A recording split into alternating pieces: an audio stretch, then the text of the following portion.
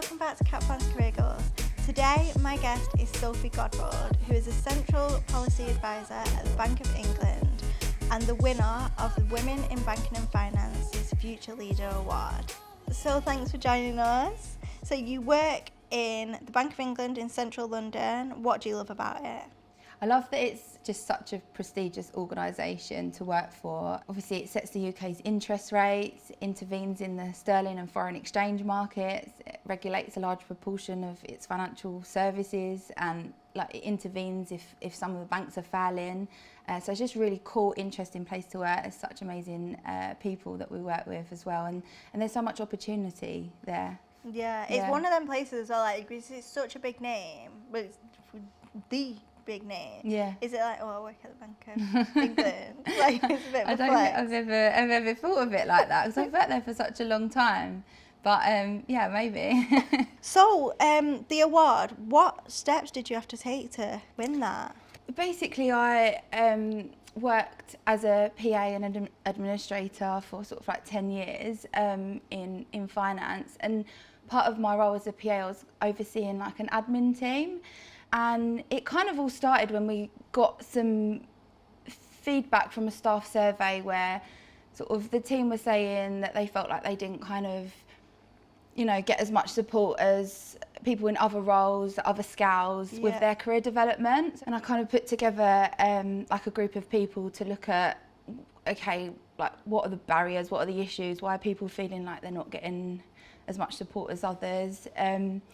So we did sort of root cause analysis work. So we just kept drilling down and asking why do you feel, people, some examples where if you sort of join as a PA, that you didn't join as, a cohort, on a grad scheme, for instance, and you wasn't kind of, then rotated around the bank and, given those opportunities, didn't have that network and that type of thing. People felt a bit like their work was undervalued, and so we had to kind of look at ways to change that. So it all kind of started there, and it kind of evolved. I was really encouraged by the banks. We've got a network called the Women in the Banks. It's a staff network of, and I guess historically maybe more senior women, but we kind of made sure we got everyone involved, and it was sort of more inclusive for everyone. Wrote a paper, took it to our senior leaders that said these are the barriers, these are our recommendations, things that we could change. Yes, they put together a programme for people that was kind of in those roles, feeling a bit stuck, and incorporated coaching or mentoring, career sponsors, and kind of, so basically it was work that took years and years, and then someone come to me and said, put down everything in a document that you've done on this, I want to put you forward for this award. And I was I've seen these awards before, and people who are sort of doing my job and with my sort of experience don't tend to get those types of awards. So I felt really massive imposter syndrome when he said that. And then but when I wrote it all down and looked at actually the work that I'd done over the years, I was actually, and then obviously I won it, and I was okay, maybe I did deserve it then. So that was. So how does that make you feel? Proud of myself. When I think back to what I was at school, and I struggled at school. I struggled at secondary school. Even when I started working, I was sort of, I knew my grammar and how my spelling wasn't always great. So I feel really proud of myself for what I've achieved, and that I've been able to do that, even though I have had, struggles. It hasn't been for that lack of commitment at all. I've just gone for it. So That's so good. So would you say that being a leader is natural to you? I don't think so. I think that as I had done PA work, working for senior people, I'd really seen different types of leadership and the different skills that they had and what ways that worked and things that didn't. I definitely think that helped. When I think about people that have really supported me in my career, and sort of there's that new term about nurturing someone and making sure they're happy and comfortable in what they're doing, and that then makes people more motivated. And it was just something that I was really passionate about. So I think that sort of really just helped to kind of take up that leadership role within it. Yeah, no, I know what you mean. Especially if if you're passionate about something, it's gonna come natural because Yeah, you I wanna think that's go. what it was, and that was why it was all kind of side of desk work, because I was progressing my own career at the same time, but it was also then really relevant to to the work that I was doing. And now in my role I can kind of help others, and I guess that was part of it, like being able to mentor and coach and make connections, because I've been at the bank for a long time, so building a network's been really important to that. I love that. So we're going to jump in and play a game of word association. Okay. So I'm just going to read out a few words and just tell me what the first word is that comes to mind. Yeah. There's no wrong answers. Okay. Anything. So finance. Money. Books. Reading. Social mobility. Opportunity. Growth. Trees. Sorry, that went off piece. Career. Progression. Home. Kids. Leadership. Nurture. Passion. Joy. And Kaplan. Opportunity. I've said that twice, I think. No, it's fine. Because with you saying nurture with leadership, I think that's really interesting, because I know from my career, or like just people that I've spoken to in my job, a lot of people say that if you're female and you're in a senior role or a leadership role, you have to be like cold or hard-faced.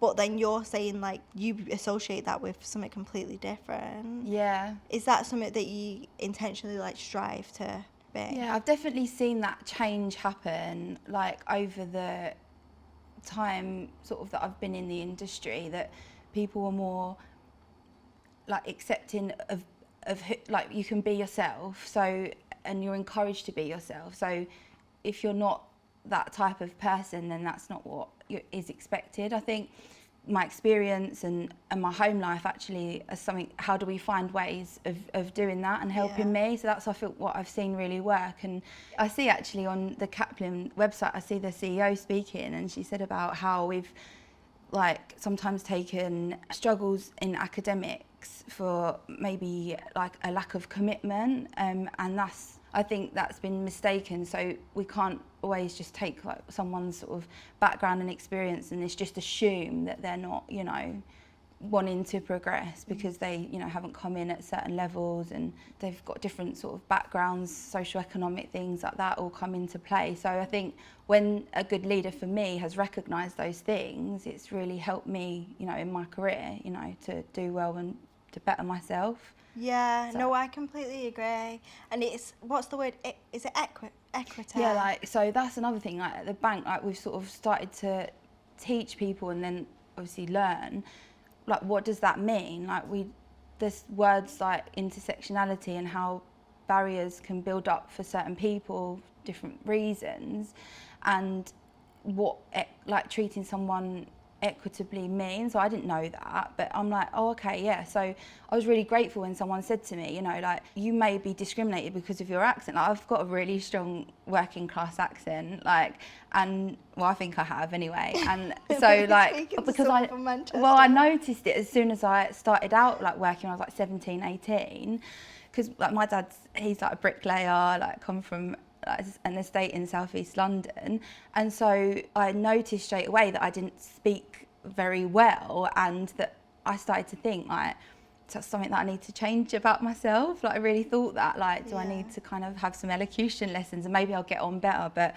actually, like, there's more of a focus on like recognizing that could be a barrier, and you know, I guess, you know, making sure that actually it isn't. So do you ever feel any pressures to act the same way because you work for such a big bank?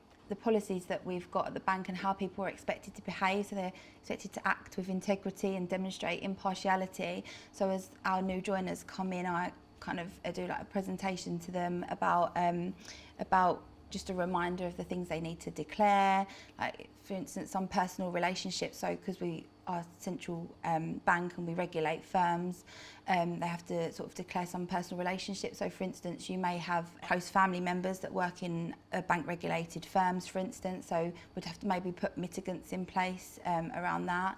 And obviously you've got access to really like confidential information.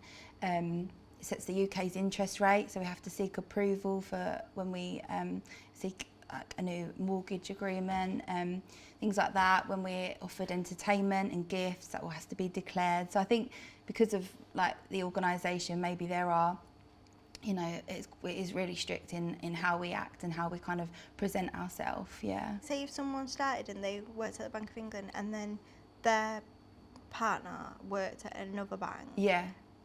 Would that be an issue? It wouldn't be an issue, but you'd have to declare it. So you'd have to just declare it, so it could be a potential conflict of interest, so that nothing down the line come out and it wasn't declared. As long as it's declared, and your line manager would maybe put mitigants in place, so they might put things in place so that you're not dealing directly with your family member who works. You know, if there's that overlap between the role that you're doing at the bank and a role that they're doing, then obviously we would, sort of manage that appropriately, basically.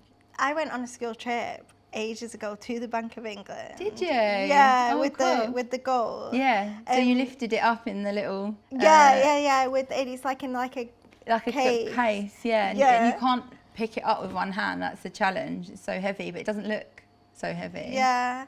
And so did you ever do that when you was at school? When I was at school, I don't think I knew about the Bank of England, but I did. When I left school, I went to do an IELTS, like a legal secretary course. I really wanted to like go and work for a big law firm and just like, I don't know, just get into it, working in London. Like that was the dream. And like, it's funny now because I didn't know exactly what career path I would take. So then getting into sort of being like in as an administrator, and then like working my way up to being a personal assistant, and then started to look at what other career options there are for me. So yeah, I would never have thought that this would be my career path, but I think it's really, it's been great the bank offers, you know, that opportunity for you to grow your skills and transfer them. And so you can then, there's so many different like jobs available that you can go and learn about. Like you can do secondment, so you can go and do like 3 months secondment, learn about a job before you actually sort of go for it. And that's also a way of learning new skills as well, because if you say you do join the bank and you're kind of working your way up that route rather than sort of coming in, say for instance on like the graduate scheme where you're kind of put in at a higher rank, it opens up opportunities to give people that haven't had that sort of experience that chance to like learn new things and stuff like that. So yeah, I think I would never have imagined what I would be doing today, but yeah, I've done that, and then I did some work on our community team, so like what the bank does for the community. So that was a really fascinating role, like all our work experience students, and getting, you know, because it was COVID, we put together a programme for our community students who don't have any connection to the bank, to give them that opportunity to come and say they've had work experience there, but we had to do it all virtual because it was COVID. Yeah. So we put all that together. So that was a really good role. And then I did like an analyst role, and then moved on to the role that I'm doing at the minute. Yeah. So like when you were saying like you wanted to work at a law firm, is it when you was younger you just wanted like a big job? I think maybe I did have big like goals in mind, but I think when I did my work experience when I was, you know, when you were like in year like 14 and you go and do work experience at school, I'd always wanted to be a vet. So I was adamant I was going to be a vet, and then I went to did my work experience at the local like PDSA, and I was there for like a couple of days, and I just hated it so much. I was like, it was just gory. I had to sit in on like operations, and I was just like, this isn't for me. So that then changed my mind to wanting to just go into an office, and I just didn't know what my options were, like what I wanted to do. But it was great to be able to obviously get involved, and then once you're in an organisation like that and see the options that are available. I know. I think that is that something that you've noticed? Because obviously, like when I was younger, you wouldn't. Like, I know that I wouldn't have ever thought, I want to work in a bank, like, because you don't know what jobs are there. Yeah. Is that something that, because you've said, like, you go into, like, help skill people and stuff like that, do you think that's something that's changed since you've got there? Yeah, so there's lots of work. So we do, like, there's like a bank ambassador program, so people who work at the bank go out to schools and sort of tell people about the bank and the opportunities that are available there. Obviously, yeah, so we've got the work experience. So at one point, work experience would be you'd have your friends and family in, but obviously that then meant that you only could get in if you had someone that you already knew that was working there. So then, yes, they've gone out to the community now, so have a certain amount of community students, and they work with certain agencies to get them in as well. So, like, what social changes or progression have you noticed in your experience at the bank? People are more aware of like inclusion, diversity and equity now than they was sort of say 10 years ago. And there's more of a focus on it. So, for instance, when I first joined the bank, I had just had my daughter, she's 12 now, and I'd just come back from like maternity leave. And so things like flexible working, I was really lucky to be in an organisation where that I was able to work flexibly, because there's no way I really would have been able to manage working full time, you know, and caring for her. So I had to sort of like leave a bit earlier. Back then there would be comments like, oh, half day when you left at like a few minutes to 5, and you know, if you was a bit late and things like that, and all of that's completely stamped out now. Like that cultural shift, and women working mothers, people were actually looking at ways to help. So obviously with flexible working, that's made it a lot easier for for me. And then so working now, we work a lot from home as well. So I think when I got the award, I remember someone was saying about how there were so many more women was able to up their hours because of when obviously we had to work from home, because they was just able to manage and juggle their work home life and things like that. So I've seen a big shift there. And I think as well, like before, maybe if someone did have to work part-time, for instance, because they've got caring responsibilities, then maybe they would have been overlooked for like promotions and pay rises. But just because someone's working less days or hours, it doesn't mean that they're not doing a great job in the time that they're there. So I think that's part of what the Women in the Bank network have really done, is to say this isn't fair. Like, there seems to be people who are potentially like amazing at their jobs that are being overlooked just because they're sort of working part-time and things like that. So that has really changed in the last sort of 10 years now, and things like that just don't happen. Like that kind of barriers and to career progression, that was one of them, are slowly like sort of breaking down, I think. Is there anything that you've noticed that does still need to change?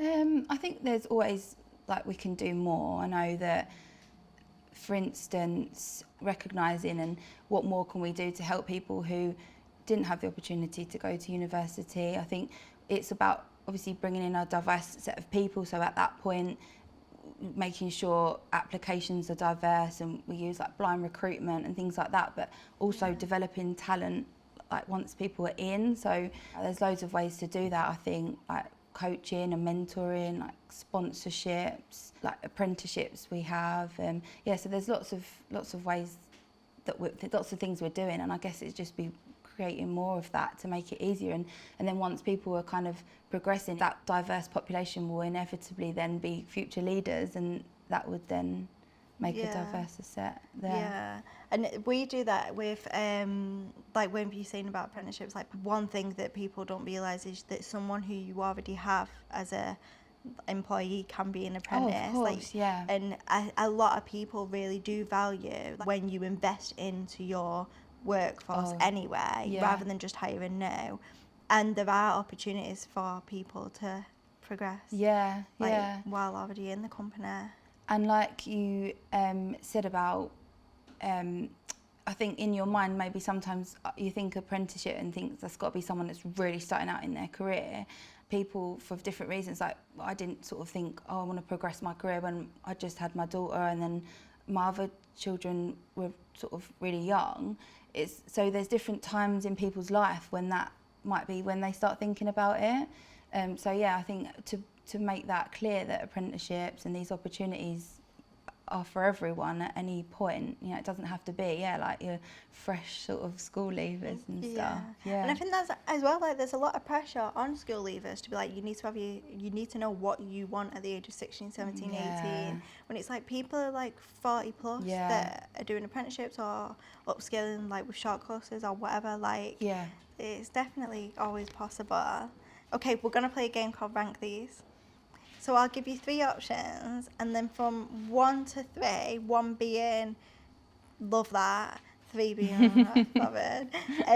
So the first one is university, apprenticeships, or online learning. So for me, apprenticeships, online learning, and then university. I would love to be able to go to university. That would be great. But for me and my lifestyle with kids and having to pay a mortgage, so that would be my route to success. Moving on to the next one. Instagram, LinkedIn, or Facebook. So I hate Facebook. Really? Yeah, I don't know what it is about Facebook, but I love my Instagram. And then I like having LinkedIn. What did we say? Instagram, LinkedIn, then Facebook. I find LinkedIn quite overwhelming. I feel like there's so much interesting stuff on there. I feel like Instagram's a lot more like easy to just like consume, whereas like I'll literally see something on LinkedIn and they'll be like, I just feel like I should go down like a rabbit hole with stuff like that. I feel like sometimes with websites, like with social media platforms like LinkedIn, it can make you feel like bad about yourself to go on LinkedIn and think, well, everyone around me seems to be doing so well, yeah. And I think like that, I've noticed that, and I think seeing how much like some people just obviously just really share what they're doing and really like promote themselves. I think that's a skill in itself to be able to like really big yourself up. No, I agree. Like it's a skill, and it's time consuming. People that do that, they spend a lot of time doing that. It is hard work.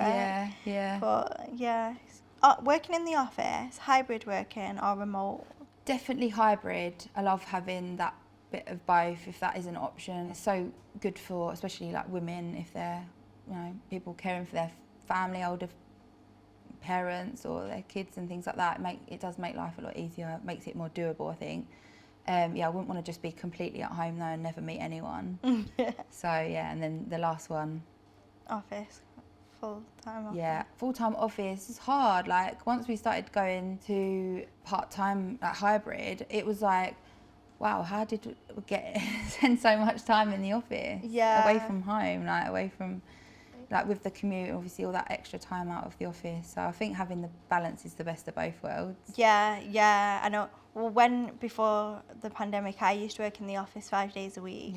And then went from that to remote, and then now it's hybrid, and like I do 2 days a week in the office. I struggle with that. Like, I don't know how people do it, and there's some people that have gone back to 5 days and I just don't know how to do it. I think it definitely helps having that flexibility. I haven't got enough clothes now to wear, like, because I've got like some work clothes, and I'm just like, I've only got a few outfits. I haven't got 5 a week. With you working at such an old institution, do you think it's reflective of society, liking fashion and stuff like that? Yeah, it's definitely not old-fashioned. So obviously it is old and it's steeped in history, and it reflects society, I think, in like when you look back and you can see how people used to dress a certain way, and women, when they first started out in the workplace, they were kind of told to dress a certain way, and that is definitely not the case anymore. I've got a friend who works at the bank, and she got her nose pierced when she was younger and she had to take it out.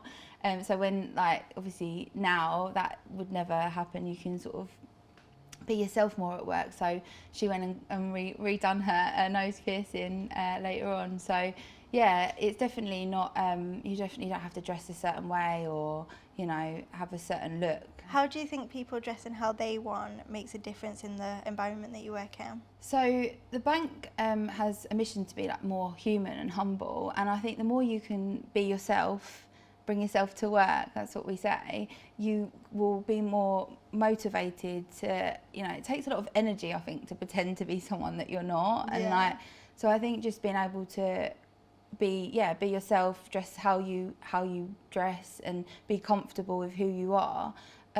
It just makes for people to be more motivated and happy at work, in a workplace. When you first started, is compared to now, because you've been there 12 years, is it? 12? I worked at the Financial Services Authority, and then the area that I worked at moved to the bank, so actually in all it's nearly 16 years. Oh, 16 years. So clothing wise, or just general society in the past 16 years, have you noticed any difference being a woman in working at a bank compared to now? Do you know, like, now you can wear what you want? Yeah. Have you noticed that difference? Because it's a much shorter time than, like, say, your friend. Yeah, I think so. I definitely thought when I started out I had to dress a certain way. You know, like wearing, I hate suit clothes, like, and so and I did dress like that, and I guess that was kind of the fashion and like what everyone wore. But now if you go into the city, into the office, like everyone's got their comfy trainers on and their like comfortable outfits. Obviously, like you still kind of look presentable, like you wouldn't rock off in anything that you're gonna wear in your back garden to sunbathe. But you know, yeah, I think I've definitely seen that change, not just like at the bank, which is in my commute. I love looking at what people wear. I love walking over London Bridge and just like checking out everyone's choices for the day. No, yeah, same. What advice would you give to people that are looking to get in a banking and finance industry? Go for it and be yourself. Don't feel like you've got to be a certain way or come across in a certain way.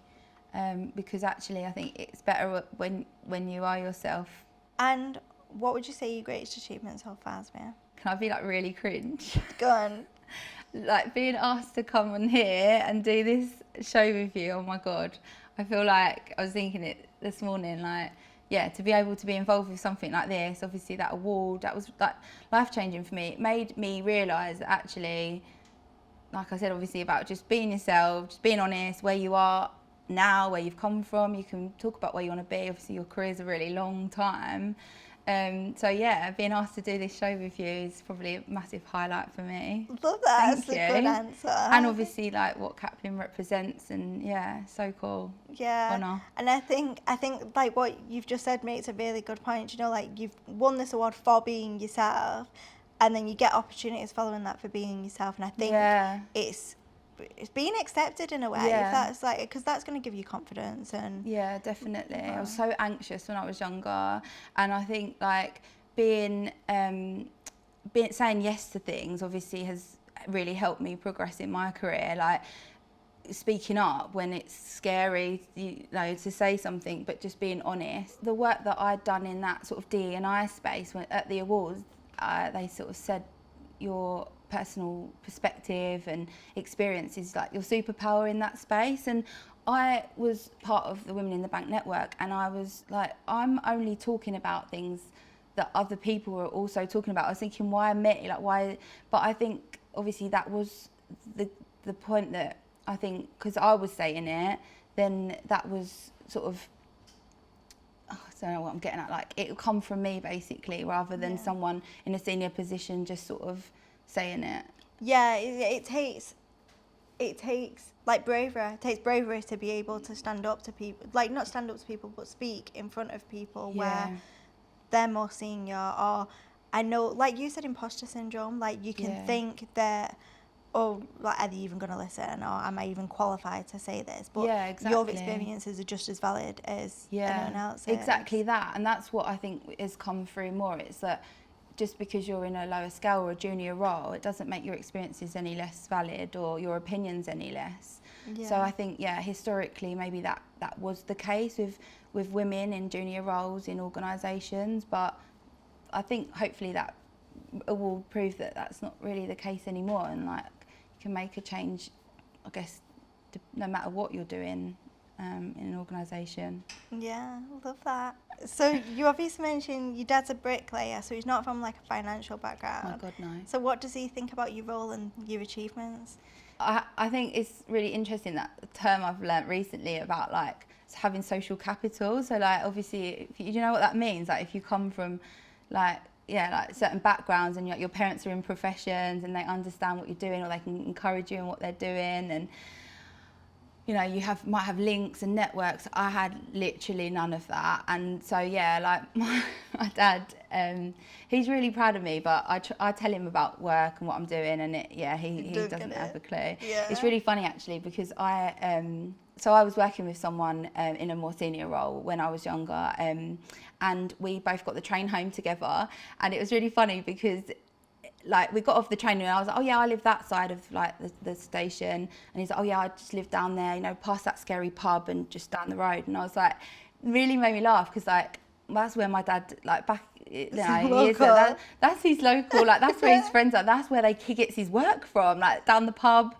Do you know what I mean? Like, Yeah. he didn't have a website at the time. I had to get him some business cards. I didn't ever set him up a website, do his invoices and things like that, you know. So we didn't have any, So he doesn't have a clue, but he is proud, so that's good. Bless him. I relate to that so much. Like my dad's a milkman. Okay. So like my parents live really similar, Yeah. like come from not the same background as me. And they see this, for example, like I do other stuff, but they see this, but they think, well, she doesn't do anything, she just sits there talking in front of a camera all the time. And they'll see it on YouTube or something, and they're like, she just makes videos. I don't like, realise what goes into it. Yeah, like they really don't get it. When you are self-made and you haven't had like your parents to recommend you for job roles, I feel like that in itself is a really sense of like, yeah, definitely. achievement. I'll get that. So thank you for joining us. It was really nice speaking to you. Thank you for having me. As well, like everything that you're representing is really inspirational. I think a lot of people will like thank you. watching it. And I think you've done really well today, even though you was nervous. Like it was good. But before we let you go, what does career goals mean to you? So I think for me, it really means being like happy in what I'm doing something that I'm passionate about. And that I enjoy and that I can still do flexibly as a mum of three. So yeah, amazing. Thank you for watching, and if you're looking into enhancing or changing your career, have a look at our banking and finance qualifications at kaplan.co.uk. Remember to like, comment, subscribe and turn the notifications on, and we'll see you again soon.